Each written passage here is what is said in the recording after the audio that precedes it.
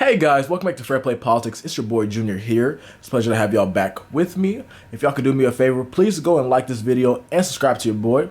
I appreciate y'all's ongoing support. Thank you so much for all that. But alright, so today I wanted to make a video basically talking about if Joe Biden can flip Texas and make it a blue state for the first time since, I believe, 1976. I think that's last time Texas voted for a Democrat, Jimmy Carter in 1976. So yeah, can Joe Biden flip Texas? And if you look at the polls, listen to some people back home in Texas, some people on the ground, they're saying that it's possible. People believe that it's possible. Do I believe that it's possible? I believe that it's possible. Do I believe that it's probable?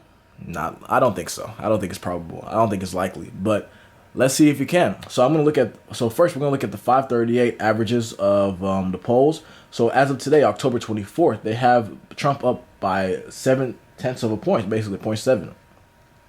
And as we can see, it's been very close looking at their averages. Recent poll, let's not look at the Survey Monkey, D- pollster. But Morning Consult has Biden up by 1%.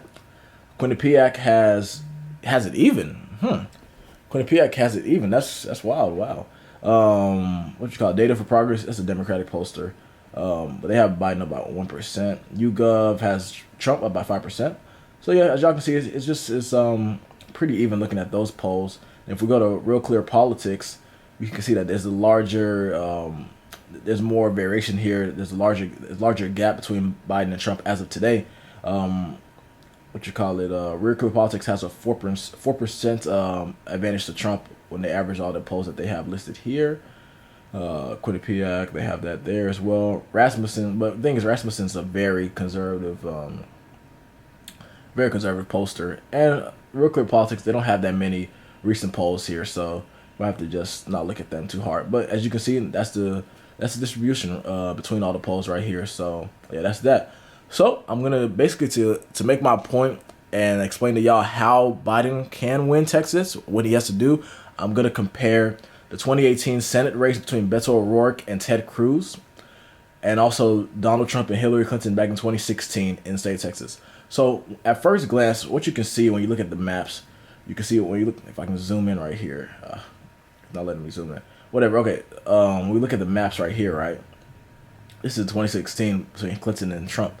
Trump beat Hillary Clinton by about 9%, and Cruz beat Beto by about 2.6%, just over 200,000 votes. Trump beat Hillary by about about 800,000 votes. About 800,000 votes, if not more. Yeah, about 800,000 votes, so about 1 million votes basically.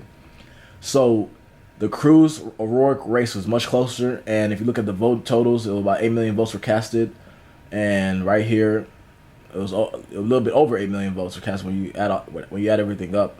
It was pretty even when we look at like how many people voted in these elections. 2018 had a very high voter turnout for a midterm election, but when we look at the map right here, we can see that Beto O'Rourke did very well.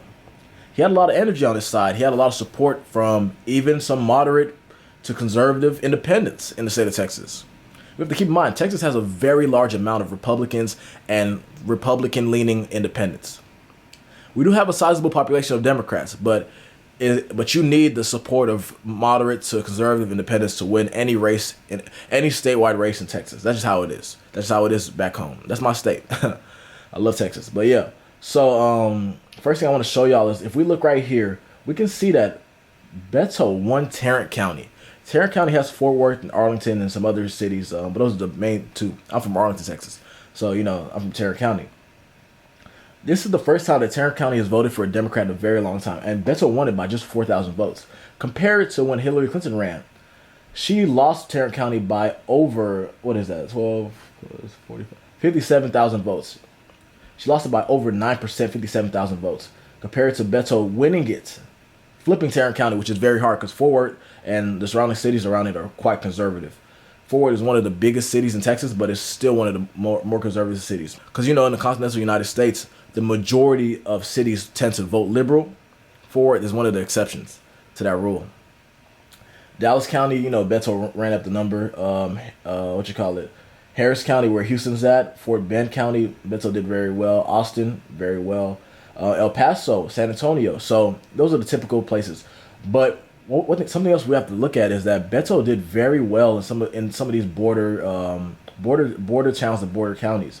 Hillary didn't do bad either, but for example, right here, Brewster County, she lost it. Beto won this county, even though there's not that many votes there. It still gives you an example. It just gives you like it gives you some insight into how well of a campaign Beto ran in 2018, and what's necessary for Biden to win this election. Biden has to do really well in these border towns. Biden has to try to keep it close in all of these, a lot of these towns and cities in the Panhandle. You got to at least get some votes somewhere. Like, we know that he's gonna run up the number like crazy in the DFW Metroplex, in Houston, in Austin, in San Antonio, all the metropolitan areas for sure.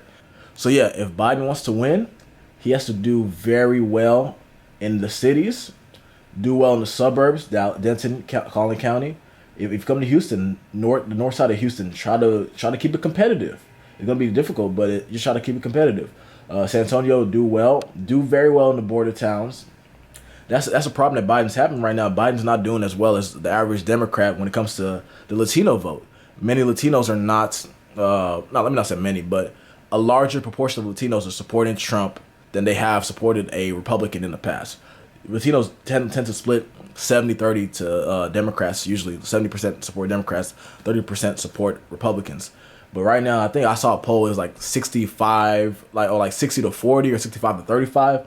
And that's not a good sign, especially in a state like Texas, a state like Florida, Arizona, where there's high density or high populations of Latino Americans. So that's something to keep in mind. But yeah, if Biden wants to win, the trick is try to keep it competitive in the Panhandle, in West Texas, and East Texas. That's not gonna happen. But just try to keep it competitive there and run up the number and the score like crazy in the cities. Since Biden knows he's not gonna flip none of these counties, these smaller counties, rural counties, you gotta run up the number in the cities and in the suburban areas that are slowly but are abandoning Trump. So that's what you gotta do. That's what you gotta do. So yeah, thank you guys for watching. I hope y'all enjoyed the video. Please like the video and subscribe. Leave me a comment. And yeah, so just thank you for your ongoing support. It really means a lot to me. So yeah, I'll catch y'all later. Y'all stay blessed, stay safe, take care. God bless y'all. I'll see y'all soon.